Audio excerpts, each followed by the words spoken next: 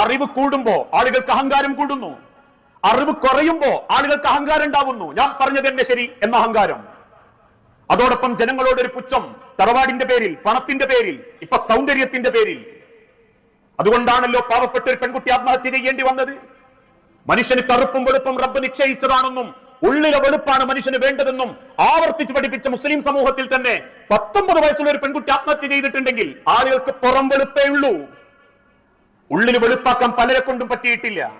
ആളുകൾക്ക് പുറമേയുള്ളൂ ചിഹ്നങ്ങൾ, ഉള്ളു നന്നായിട്ടില്ല. ജനങ്ങളോടൊരു പുച്ഛം, പരിഹാസം. ഈ മനോഭാവത്തോടെ ജീവിക്കുന്നവർ ലാ യദ്ഖുലുൽ ജന്ന, ഒരിക്കലും അള്ളാഹുവിന്റെ സ്വർഗത്തിൽ പ്രവേശിക്കുകയില്ല.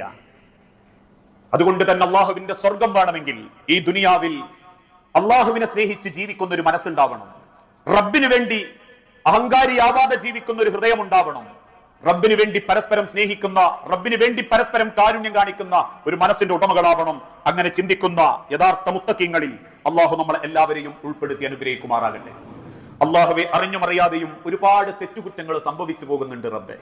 എല്ലാം വിട്ടുപുറത്തു മാപ്പാക്കി നിന്റെ സ്വർഗത്തിൽ ഇതേ രൂപത്തിൽ നീ ഞങ്ങളെ ഒരുമിപ്പിച്ചു കൂട്ടണമേ.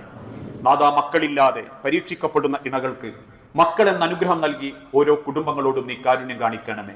അള്ളാഹുവിന്റെ പരീക്ഷണത്തിൽ ക്ഷമയോടെ നേരിടാൻ ഓരോ മനസ്സുകൾക്കും ഈമാനിന്റെ കരുത്തും തഖ്വയും നീ പ്രദാനം ചെയ്യണമേ.